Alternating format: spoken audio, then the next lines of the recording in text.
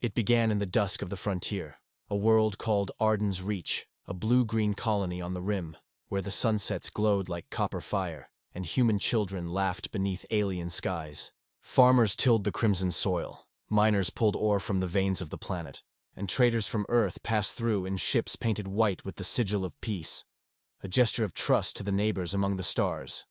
It should have been safe. But safety, as it turned out, was an illusion.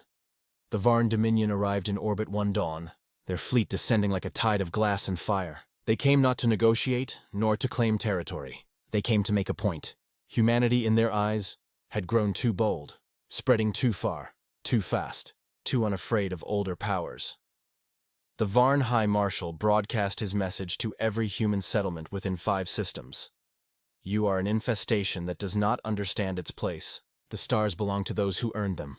Remember your station as dust beneath our step. The bombardment began before the message finished transmitting.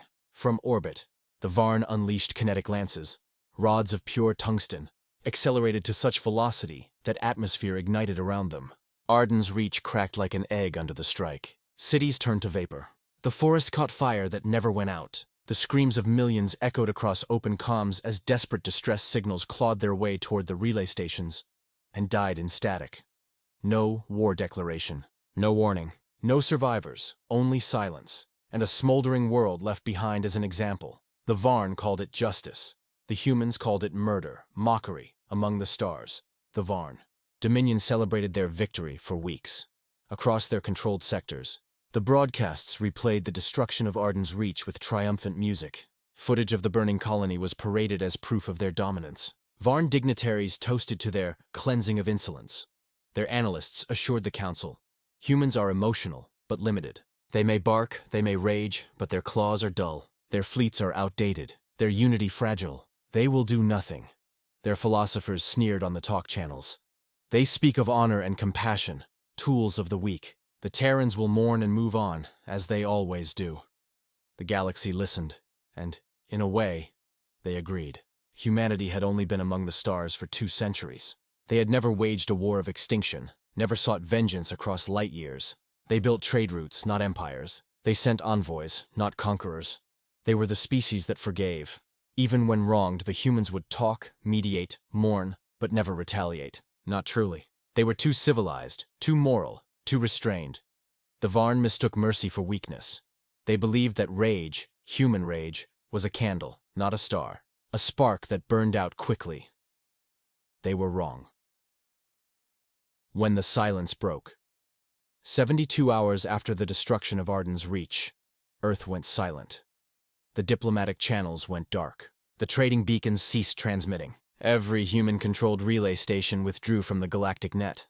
At first, the Varn laughed. They hide, they said. They weep behind their walls. But others began to feel unease. Freight ships reported being redirected without explanation. Civilian traffic through human sectors was halted by automated warnings. Then came the strange reports. Massive energy readings in soul space, entire shipyards going dark under communications blackouts, and deep space sensor arrays registering something moving in the void. Then came the message. One transmission. It didn't come from Earth, but from high orbit command. It wasn't a plea nor a threat, just 3 words, broadcast on every frequency the Varn used. We are coming. Every translator confirmed the tone was unmistakable. Cold, deliberate, absolute humanity, the so-called weak, had spoken. The gathering storm at first. Nothing seemed to happen. Then, everything did. Sensors picked up mass mobilizations across the human frontier. Fleets vanished from known positions, their IFF signals encrypted beyond recognition. The orbital shipyards of Mars and Titan were sealed under Marshal control. The lunar relay network went dark, leaving the Sol system sealed from external tracking. Outposts near Varn space began reporting strange gravitational disturbances, as if something vast was passing through. Silent and unseen, it was the calm before the storm, and then it came. In the black between stars, Task Force Helios emerged from jump space. Hundreds of ships, carriers, dreadnoughts, cruisers, and vessels the galaxy had never catalogued. Hulls black as midnight, bearing no insignia. Moving in perfect formation, their lead vessel transmitted a single beacon code, Retribution Fleet Alpha. When questioned by panicked Varn border stations, the reply was short and surgical. 4 Arden's reach, then communications cut. Within the hour, the Varn frontier burned, the fire of vengeance. The first world to fall was Thalcor Prime, the same world where the High Marshal had toasted humanity's death. Orbital defense grids activated too late. Human ships descended like meteors, firing precision volleys that peeled planetary shields open like fruit skins. The Varn expected tactical strikes, perhaps retribution limited to military targets. They were wrong. This wasn't war. It was judgment. Human drop pods fell through the atmosphere in their millions, carrying the Iron Legions, soldiers clad in adaptive armor, faces masked behind opaque visors, their silence more terrifying than any scream. The Varn tried to broadcast surrender codes. The humans ignored them. They moved city to city, structure to structure, executing those who had ordered the genocide of Arden's Reach. Every commander, every admiral, every officer connected to the attack, gone. And when their work was done, the humans left orbit, but not before deploying the Sol Lance, a weapon of planetary-scale plasma ignition. It burned for 16 hours. Thalcor Prime became a new star in the night sky. The galaxy watched the footage in horror. No one had seen that kind of devastation since the old wars, the kind that unmade worlds. And then came the next strike.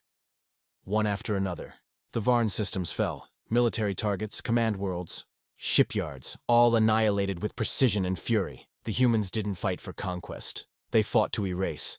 Their fleets moved with perfect coordination, guided by AI overseers and admirals who carried the pain of the fallen colony in their every command. The Varn tried to retaliate. Their fleets gathered, countless warships bristling with energy cannons and torpedoes. But they never even saw their enemy approach. Human stealth ships cut through their ranks like razors through silk. The Battle of Drixus Nebula lasted 47 minutes. None of the Varn ships survived.